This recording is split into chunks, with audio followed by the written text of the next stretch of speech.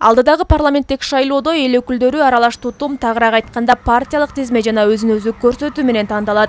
Шайлоо жана референдум өткөрүү боюнча Борбордук комиссиясынын расмий маалыматы боюнча түзүлгөн 36 бир мандаттуу шайлоо округдарынан алдыдагы өнөктүккө катышуу боюнча 308 талапкер арызын берген. Анын 16сы Нарын облусундагы бир мандаттуу шайлоо округдарынан шайлоого катышуу ниетин билдиргендер.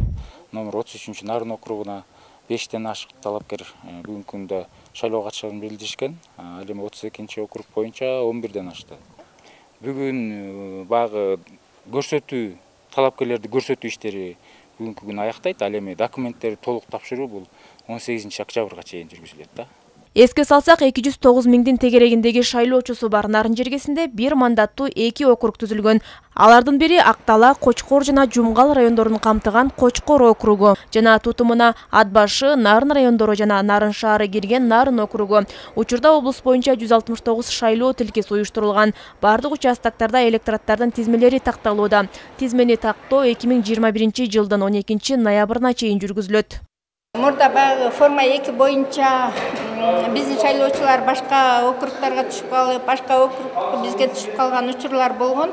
Ошо боюнча бизде идентификационный боюнча оператор кыздарыбыз бар. Ошо оператор кыздарыбыз ошону тактап, греске кетирип, список тактап атышат да.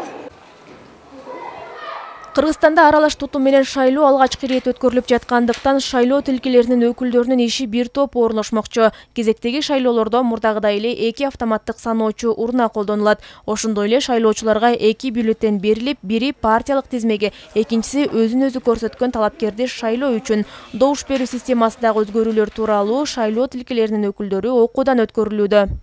Быйылкы шайлоонун өзгөчөлүгү бул 2 бюллетень берилет, бирөөсү бир мандаттуу, экинчиси партиялык тизме боюнча 2 урнага 2 бөлөк бюллетень салынат. Ал шайлоо болгонго чейин биз дагы түшүндүрүү иштерин жүргүзүп айтабыз ошо шайлоо күнү.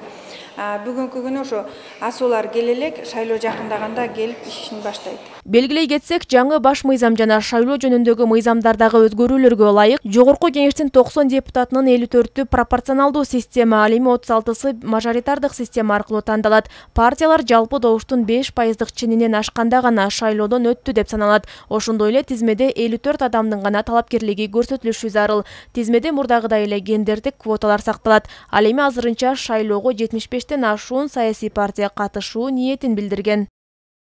Гүлзат Мокенова, Бексултан Жолдошбеков, Өлкөдеми, Нарын шаары.